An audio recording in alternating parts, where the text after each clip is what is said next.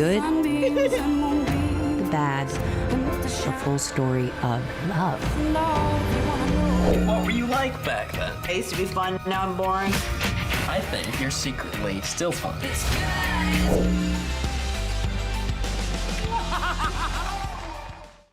Hello and welcome to the show. Today we're taking a look at the latest offerings on the small screen with Dheepthika Laurent. Hi Deepthi. Hi Olivia. Now this month marks 2 years since the Hollywood producer Harvey Weinstein was accused of decades of sexual abuse, which then led to the rise of the Me Too movement and sparked a wider debate around gender equality.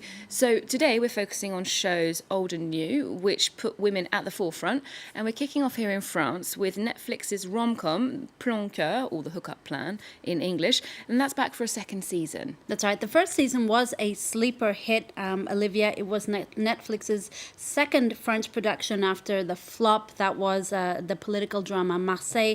Plan Cœur, or the Hookup Plan's first season, followed the adventures of three Parisian friends. Geeky, awkward Elsa is obsessed with her ex, so her two best friends, Charlotte and Emily, concoct a well-intentioned but rather devious plan to hire a male escort to seduce her.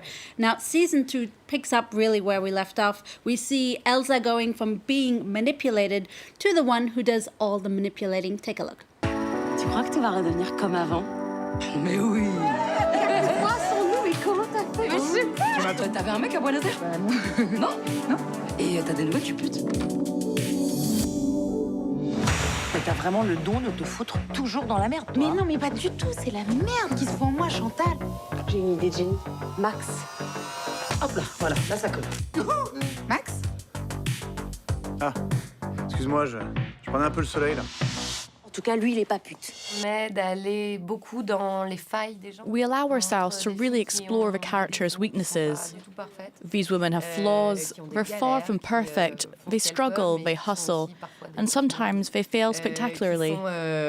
Parfois mal dans leur peau, vulnérables. They don't always feel good about themselves. They're vulnerable, sometimes stupid, but they're also amazing and successful and hilarious and full of love.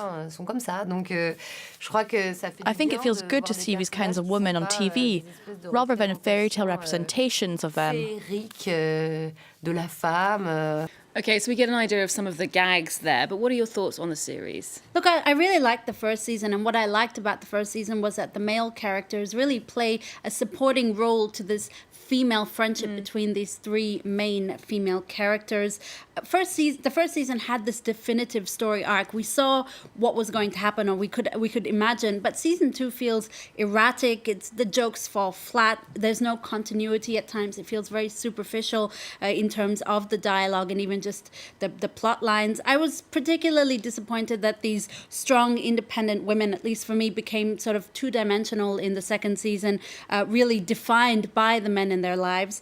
Not to say it's unwatchable or that it doesn't merit a much, much, much better third season, but it does reflect the difficulty of French shows to get that cult following on Netflix that, for instance, we've seen with Netflix's Spanish productions like Casa de Papel. It's true that it's a very, very Parisian show, and I wonder how that would translate. Now, we're moving to the States now. HBO's got a new show this month, Mrs. Fletcher, about a divorcee who experiences a sexual reawakening when her son goes to college. Yeah, that's right. This is a limited series. It's based on a novel of the same name by Tom Perrotta. Eve Fletcher, she's a 45-year-old mother played by the excellent Kathryn Hahn. Thanks to copious amounts of porn, she rediscovers her sexual side, and this series is sweet, it's awkward, at times it's hilarious and quite cringeworthy. Okay, well, let's take a look at Kathryn Hahn in action. This is Mrs. Fletcher.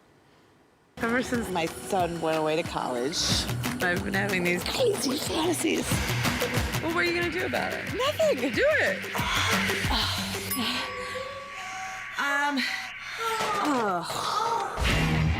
High school, everyone likes me. Now I'm the bad guy. I don't know how that happens. So you want to hang out? Trying to run game on me while I'm giving you a comfort hug? Okay, I'm intrigued because you've watched the whole series, and what did you make of it? Yeah, I actually binge watched this whole series. I really loved it. It's thought-provoking, it's entertaining, it's trashy, which is quite refreshing. It strikes the right balance between comedy and drama. It's perfectly paced. It builds up to this cliffhanger that you could never have imagined coming. And what I really loved about the show is that there's a great diverse supporting cast. It seamlessly deals with things like transgender relationships, consent, sexual freedom, sexual fluidity, porn addiction, and fidelity. And what I really liked is that the social commentary is never preachy. It's subtle, it's reflective, and it's self-reflective, and that's what makes it really refreshing to watch. And you told me earlier that as well as this main protagonist, Mrs. Fletcher, there's also a very interesting subplot involving her son, the one who goes to college. That's right. His name is Brendan Fletcher. He's played by the young actor Jackson White. He's this white, privileged high school jock who mistreats women but doesn't realize it. And the show really smartly doesn't try to redeem him, but you do understand how he's gotten there, and you really do get the impression that his only guideposts for intimacy have been porn and graphic sex, and it depicts really well how confusing it is for both men and women to navigate sex, dating, relationships in this super woke post-Me Too generation. And it's true that looking at the kind of sexual freedom that is expressed in Mrs. Fletcher, it really stands out as definitely a post-Me Too production.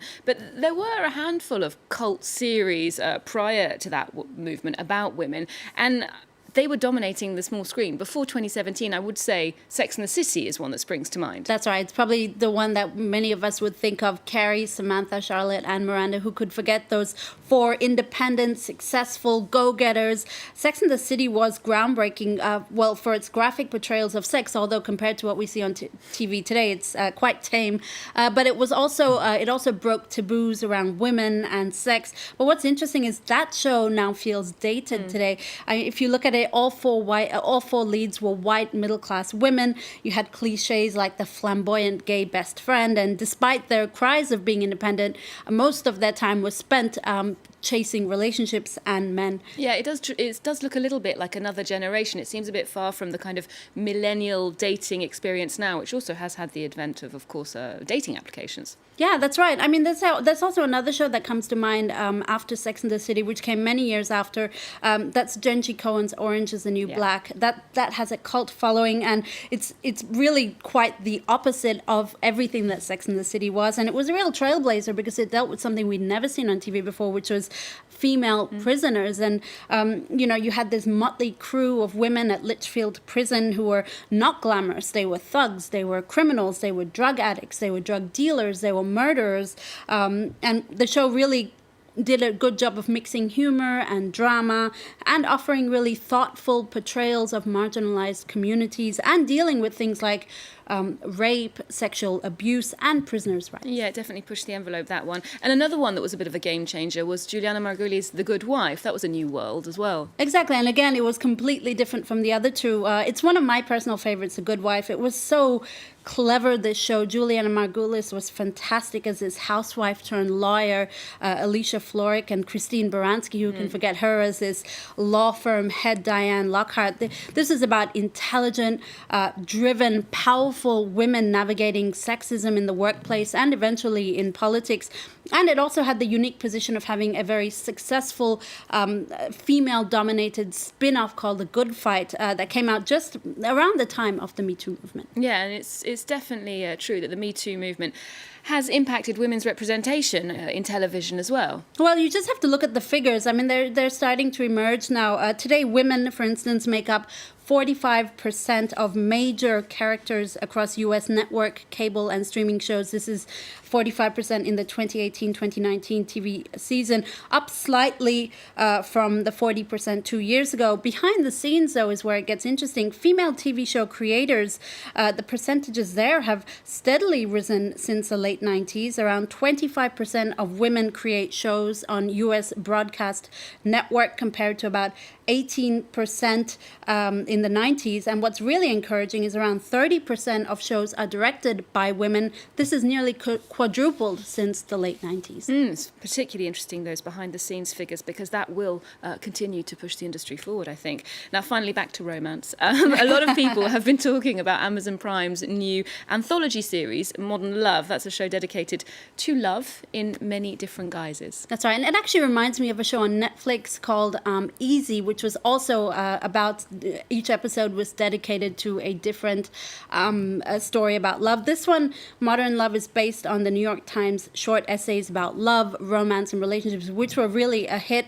In the series, you have Tina Fey, Dev Patel and Anne Hathaway starring. It's feel good, it's sappy, it's heartwarming, it's gorgeously shot, Olivia. It deals with things like dating someone who's like your father, or trying to fall back in love after 20 or 30 years of marriage.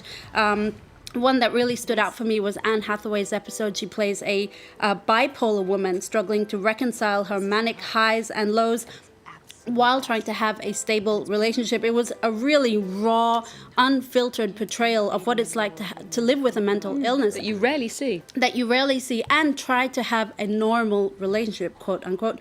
Not every episode, though, hits the mark. Sometimes the emotions stirred in the essays, they don't really translate all that well to the small screen, but it's worth a look anyway. Okay, it's certainly a love letter to New York. I think it made me think of early Woody Allen movies. Thank you so much for bringing us that roundup today, Dheepthi. And let's leave you with a peek at Modern Love, which is out on Amazon Prime.